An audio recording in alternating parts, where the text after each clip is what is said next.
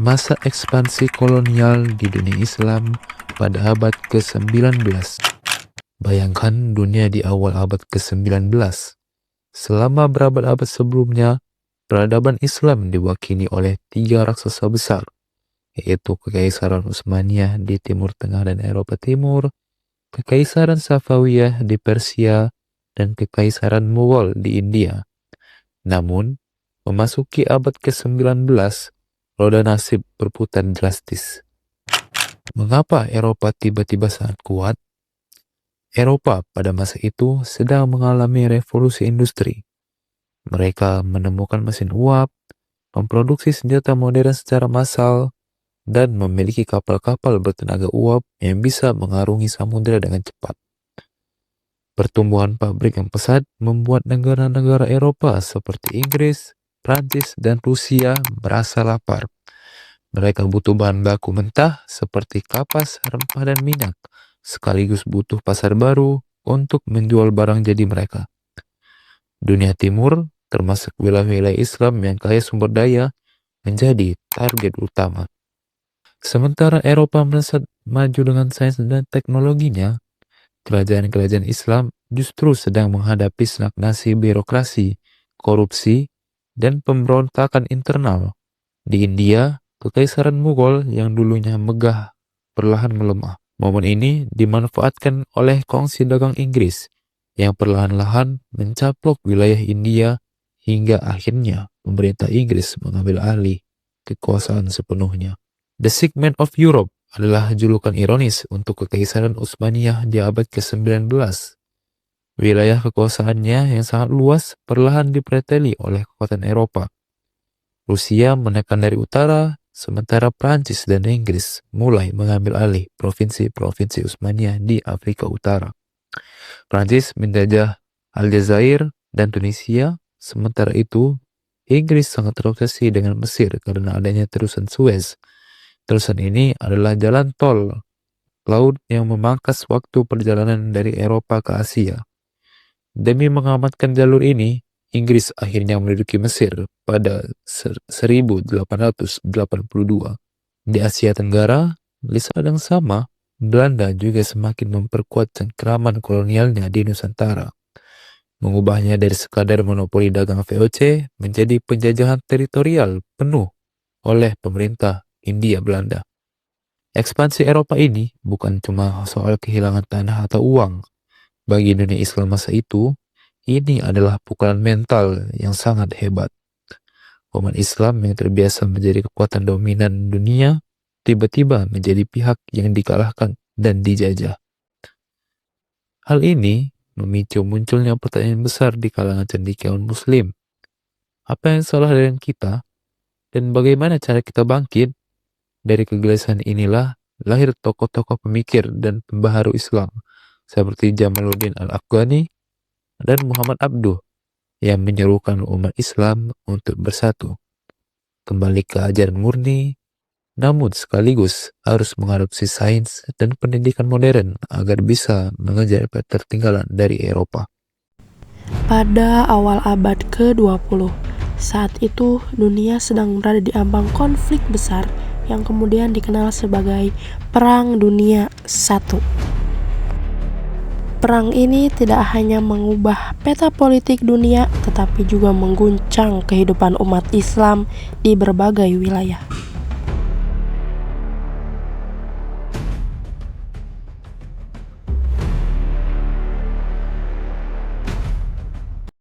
Pada masa itu, dunia Islam masih berada di bawah satu kekuasaan besar, yaitu Kekaisaran Ottoman.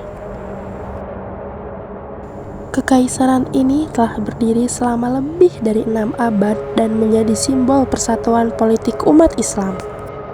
Pemerintahan tersebut menguasai wilayah dari Anatolia hingga Timur Tengah, bahkan sampai Afrika Utara. Ketika Perang Dunia I pecah, Kekaisaran Ottoman ikut terlibat dalam konflik besar tersebut. Mereka bergabung dengan pihak Jerman dan sekutunya. Keputusan ini ternyata membawa konsekuensi yang sangat besar. Ketika perang berakhir pada tahun 1918, pihak Ottoman berada di pihak yang kalah. Kekalahan ini bukan hanya berarti berakhirnya sebuah perang, tetapi juga menjadi awal runtuhnya salah satu kekuatan terbesar dalam sejarah Islam.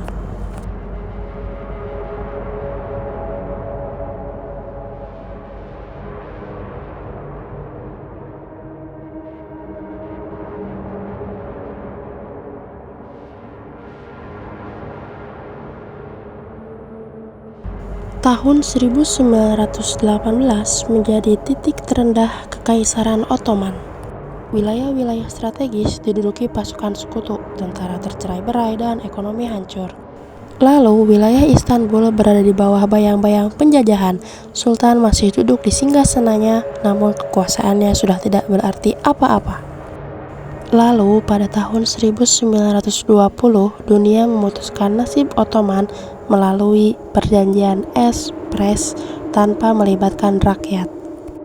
Wilayah kekuasaan dipreteli dan dibagi-bagi. Anatolia hampir hilang, kedaulatan lenyap, dan Ottoman diperlakukan seperti negara kalah yang tidak punya suara.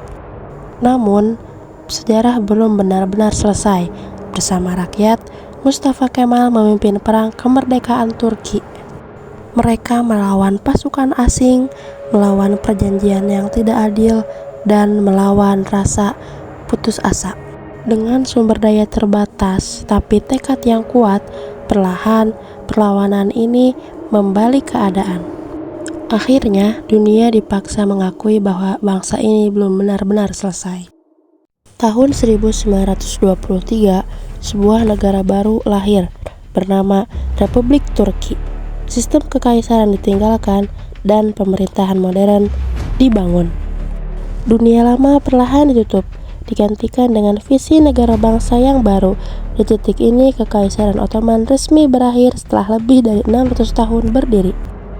Ottoman tidak runtuh karena satu kesalahan besar, tetapi ia runtuh karena tekanan zaman, perang tanpa henti, dan perubahan dunia yang terlalu cepat.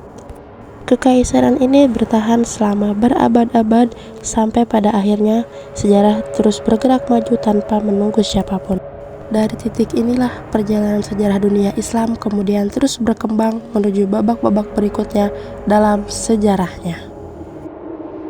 Nah, ke pembahasan berikutnya yaitu ada Intifado Palestina.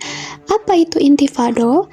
Intifado berasal dari kata bahasa Arab yang artinya kebangkitan atau perlawanan.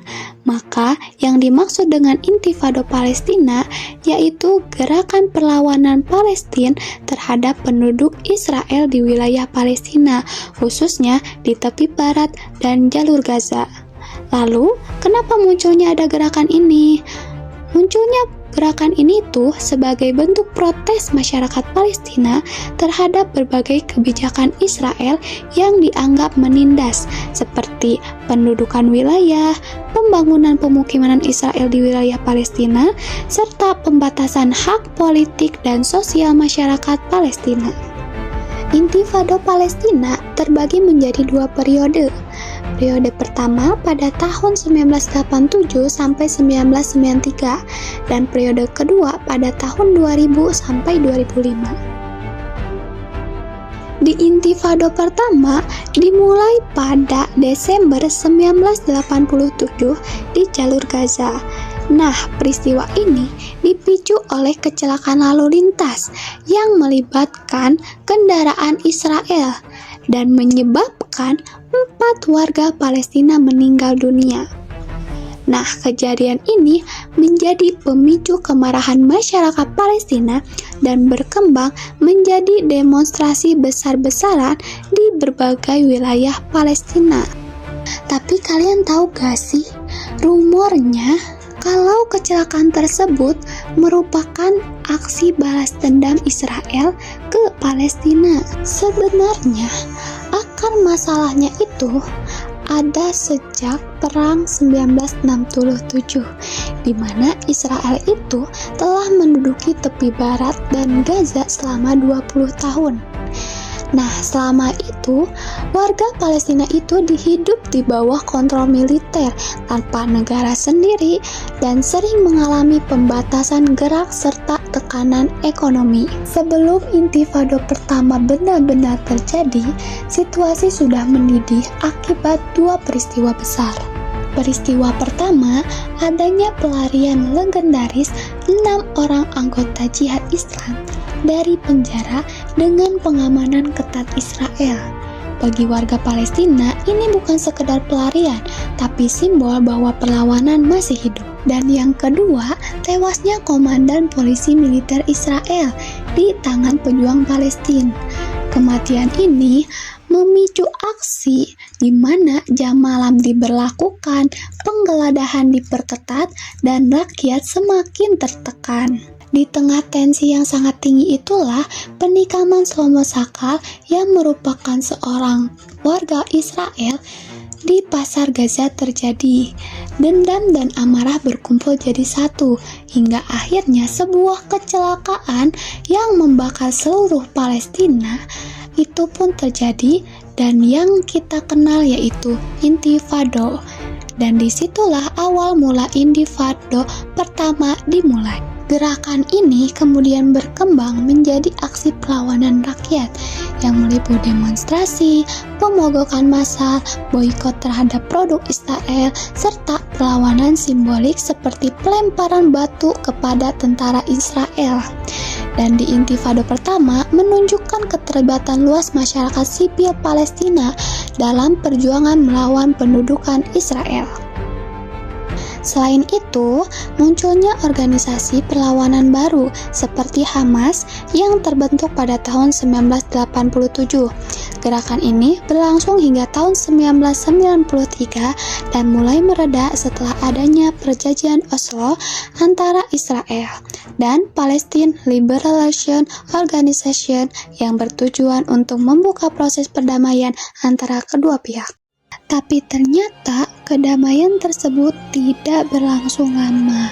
Muncullah periode yang kedua atau Intifada kedua yang disebut Intifada Al-Aqsa pada tahun 2000 sampai 2005 yang dimulai pada bulan September. Peristiwa ini dipicu oleh kunjungan politisi Israel Ariel Sharon ke kompleks Masjidil Aqsa di Yerusalem yang dianggap sebagai provokasi oleh masyarakat Palestina. Berbeda dengan Intifada pertama yang lebih banyak berupa aksi protes rakyat, Intifada kedua ditandai dengan meningkatnya konflik bersenjata antara kelompok Palestina dan militer Israel. Konflik ini menyebabkan banyak korban jiwa di kedua belah pihak, serta memperburuk hubungan politik antara Israel dan Palestina. Berakhirnya Intifada kedua pada tahun 2005 yaitu dengan kesepakatan pemimpin Palestina Mahmud Abbas dan Perdana Menteri Israel Ariel Sharon. Juga Israel meningkatkan kontrol keamanan di wilayah Palestina termasuk pembangunan tembok pemisah di tepi barat atau West Bank Barrier. Tapi seperti yang kalian tahu bahwa konflik di antara kedua negara tersebut belum benar berakhir. Kenapa?